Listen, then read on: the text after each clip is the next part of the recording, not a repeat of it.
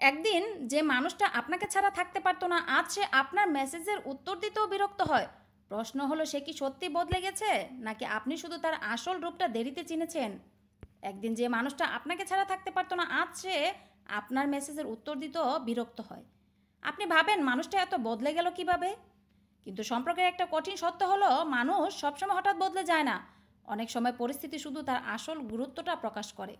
শুরুর দিকে সবাই ভালো ব্যবহার করতে পারে, আপনার কথা মন দিয়ে শোনা, বারবার খোঁজ নেওয়া, আপনার পছন্দ মনে রাখা, আপনাকে হারানোর ভয় দেখানো, এসব দেখে আমরা ধরে নেই এই মানুষটা কখনো বদলাবে না। কিন্তু সময় যখন চলে যায়, সম্পর্ক যখন পুরনো হয়, তখন ভালোবাসার চেয়ে বেশি গুরুত্বপূর্ণ হয়ে ওঠে মানুষটির আসল মানসিকতা। তখন বোঝা যায় সে আপনাকে সত্যিই মূল্য দিত, নাকি শুধু আপনাকে পাওয়ার সময়টুকুই মূল্য দিয়েছিল। আরেকটা বিষয় খুব গুরুত্বপূর্ণ, কেউ আপনাকে অবহেলা করছে মানে আপনার মূল্য কমে গেছে, এটা নয়। একজন মানুষের আচরণ আপনার মূল্য নির্ধারণ করে না। আপনি কারো জীবনে গুরুত্বপূর্ণ ছিলেন, কিন্তু এখন সে আপনাকে গুরুত্ব দিচ্ছে না, এর মানে এই নয় যে আপনি গুরুত্বহীন।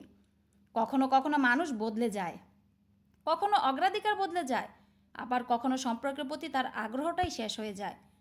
সবচেয়ে কষ্টের ব্যাপার কি জানেন? আমরা তখন মানুষটাকে ধরে রাখার জন্য নিজেকেই ছোট করতে শুরু করি। বারবার মেসেজ করি, বারবার জানতে চাই তুমি কি আমার ওপর রাগ করেছো, আমি কি কোনো ভুল করেছি, তুমি আগের মতো নেই কেন।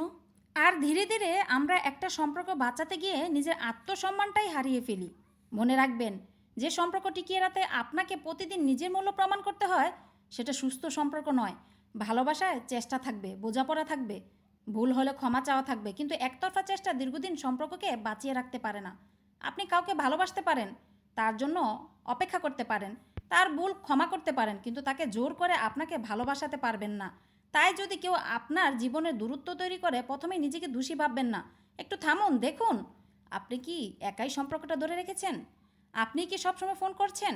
আপনি কি সবসময় বোঝার চেষ্টা করছেন? আপনি কি প্রতিবার ক্ষমা চাইছেন? যদি উত্তরটা বারবার হ্যাঁ হয়, তাহলে হয়তো সমস্যাটা আপনার ভালোবাসার অভাবে নয়, সমস্যাটা হলো সম্পর্কটা দুইজন মিলে বহন করছে না। জীবনে এমন কিছু মানুষ আসবে যাদের হারানো খুব কষ্ট দেবে, কিন্তু সব হারানো ক্ষতি নয়। কিছু মানুষ চলে যায় যাতে আপনি নিজের মূল্যটা আবার বুঝতে পারেন। তাই কাউকে ধরে রাখার আগে নিজেকে হারিয়ে ফেলবেন না, কারণ সত্যিকারের সম্পর্ক আপনাকে প্রতিদিন ভাবাবে না আমি কি যথেষ্ট।